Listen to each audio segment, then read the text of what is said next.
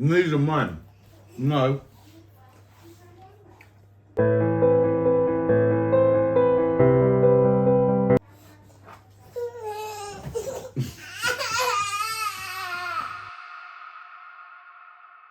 So when I talk about Team GF protocols, when I talk about the cheat code, I talk about this on Instagram all the time. What am I talking about? I'm talking about this idea of getting as lean as possible and then eating as much food as possible. And this becomes like a rinse and repeat process. I've been rinsing and repeating this process for years, literally decades. And this is where I get my clients to now. It's spend the time getting the body fat down and then spend time pushing the food as high as possible, because it's the fun part.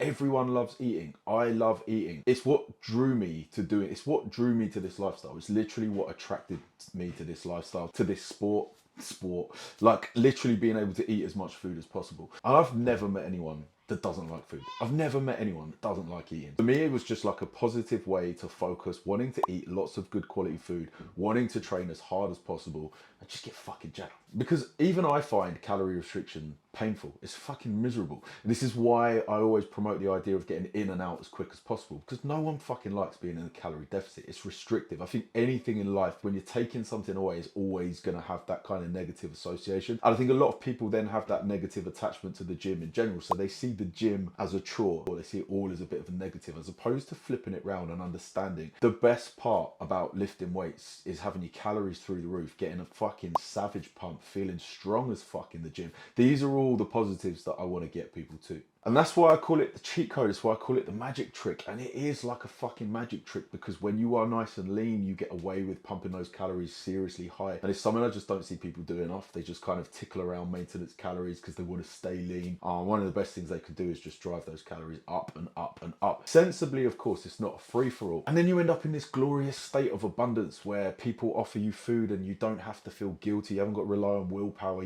It's so easy to factor things in. It's so easy to fit food in when you're on such a high calorie amount. It is living the dream. Is this pistachio? What? Pistachio? No, it's not pistachio. It's chocolate.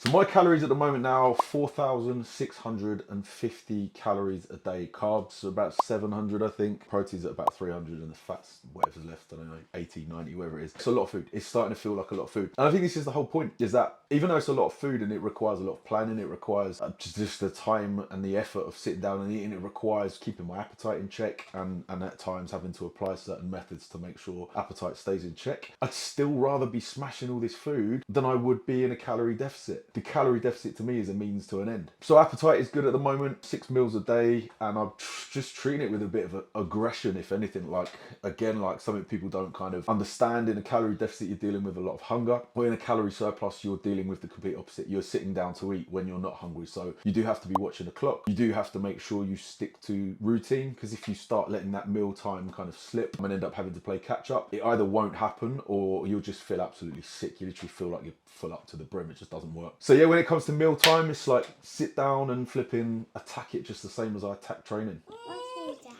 It's 100 grams of cream of rice with peanut butter. I don't like them. You don't like cream of rice? I do. I just need to get it in, don't I? Should Daddy eat it like a pig? Yeah. Are you ready? This is why I like it, because I can eat it fast. I'll race you. Go.